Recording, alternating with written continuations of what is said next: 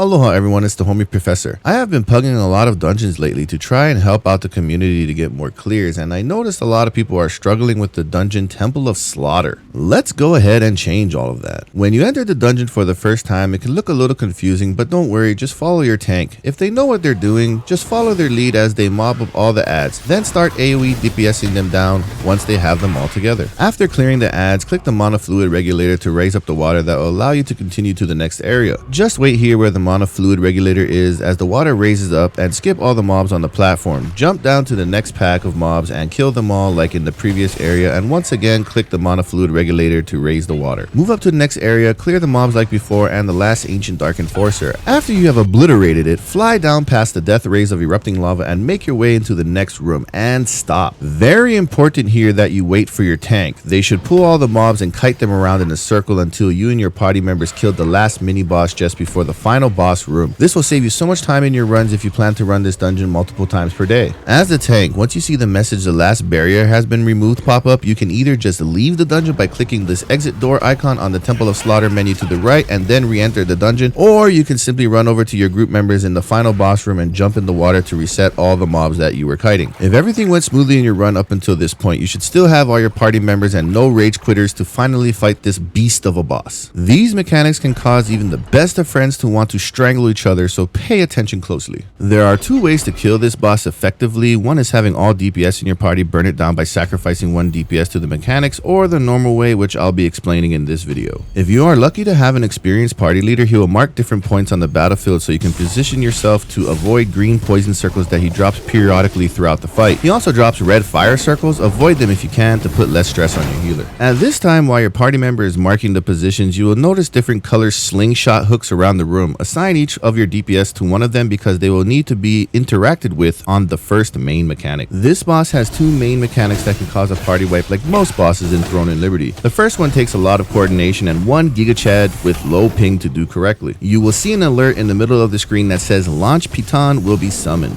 The person who is that guy needs to slingshot himself to the platform above the center and interact with it. Luckily for this demonstration, Alpha 2 from the guild Lupus Dominus on the EU Talus server was Chad enough to show everyone watching this video how to do it. You will most likely fail the first time and many more, but it's not that hard to master. Around the same time this is happening, the other 4 DPS need to slingshot to the remaining colors they were assigned to at the start of the fight to complete the mechanic. If done correctly, water from the center will drop down and cleanse the battlefield from his super duper AoE attack that looks like this. If done incorrectly, it does massive damage and will kill everyone. At the start of the second main mechanic, he'll initiate a block trigger with some gibberish above his head. Every time throughout the fight after this block, he will mark someone with the green glow above their head. The rest of the party needs to move away from that person, and the tank needs to block the fireballs coming from the boss. If your tank is a Chad, he can normally take all 3 shots to the face, but if not, have someone in your party hop in and take the third one to share the load. Okay, that's pretty much it for this boss. Just rinse and repeat and get your reps in until you master it. Thanks for watching. I really hope this video will help you get your easy clears. If it does, please consider hooking your homie up with a sub or a like. It really helps out the channel, and as always motivates me to make more videos like this one. Stay happy and healthy, have an RNG blessed day, and I will see you all soon in the next one.